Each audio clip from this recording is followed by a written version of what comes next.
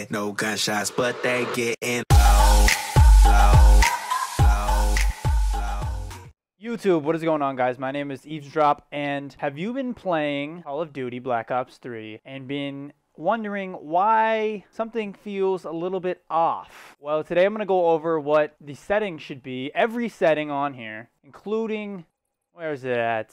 Including audio settings, to have the optimal Call of Duty experience and hopefully help you play better. So we're gonna go over the first look inversion. That is completely up to you. If you play inverted, then that's good for you. I play standard. If you play inverted, it switches which way, as it says, toggle inversion of your view pitch. So I'm going to leave that on standard. That is up to you and how you are used to playing games. So look sensitivity, you can see I have it on 5, but 5 may not be the perfect sensitivity for you. And if you notice, in Call of Duty Black Ops 3, there is look sensitivity vertical as well as horizontal. In past Call of Duty games, it used to just be all one setting, and this is split up into 2. However, I would recommend keeping them the same, as you're just going to get really confused if you have this on 14 and when you look up your weapon shoots to the sky, but when you look to the left it goes at a 5. So I would recommend keeping them on the same, because then it'll be just like how you played in earlier Call of Duties. So if you play on 14 normally, it may sound like a great idea. Yeah, you can turn on people,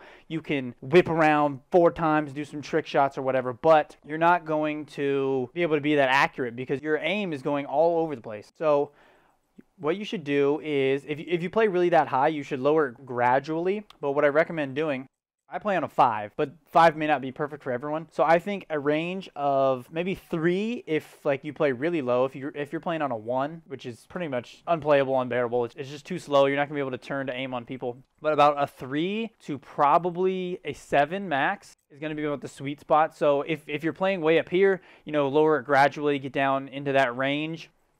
But I play on 5, but 5 may not be perfect for everybody. So that's what I would recommend for that setting, is a 3 if you normally play really low and you want to get used to it, to a 7 if you normally play really high and you think that I can play really high and I'm still really accurate. But of course you can keep that as you want. Controller vibration, I've always heard throughout my entirety of playing video games that you should disable controller vibration, as it messes up your aim when you're playing. Target assist is, it says toggle target assist when aiming at enemies. Aim assist and target assist are different. Aim assist, as it says up in this top right thing, auto aim when aiming down the sight. This will not affect multiplayer. So I'm pretty sure this setting won't matter unless you're in campaign or zombies mode. So I'm just going to leave it enabled. Target assist is enabled. That's when if you scroll left and right across a person, it'll be slightly sticky on them, except for with sniper rifles in Black Ops 3. If you didn't know, I would leave that on enabled unless you really want to challenge yourself. Button layout, I play on tactical, which I would recommend, especially if you don't have a scuff controller or another controller where you have remapped buttons. So we're going to go into here. Button layout, you can play tactical, default. Obviously you could play whatever you want. What I would recommend is,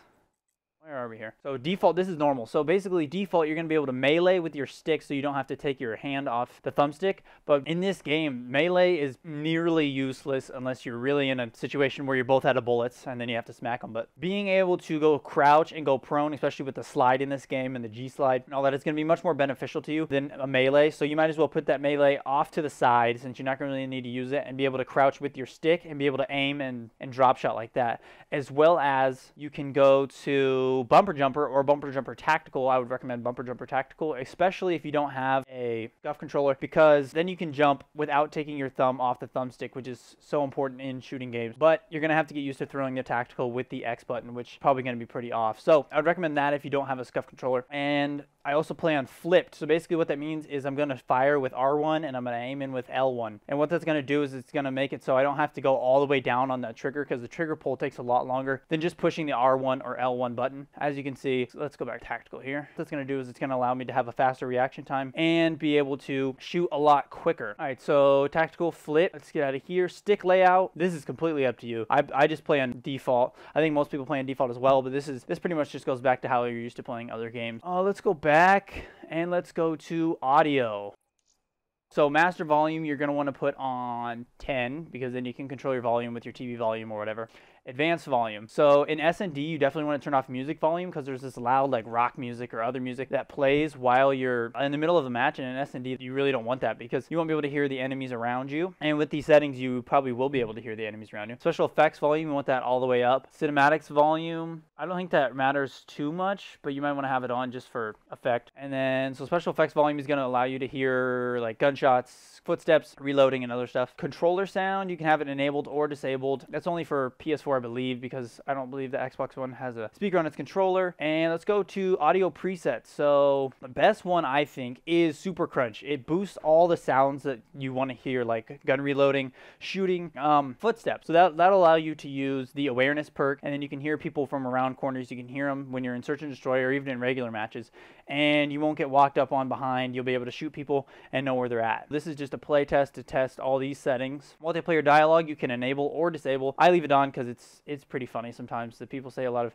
interesting things. Multiplayer music, if you have music off, it doesn't matter. And subtitles, I mean, I guess you could have that on, but I keep it off just because I don't want it all over my screen. But yeah, that's pretty much it. Thank you guys for watching. I will see you all later. Please leave a comment, like, and drop a nuke on that subscribe button for more great content released daily. Thanks again for watching. I'm Eavesdrop, and I'm out. No gunshots, but they getting low, low.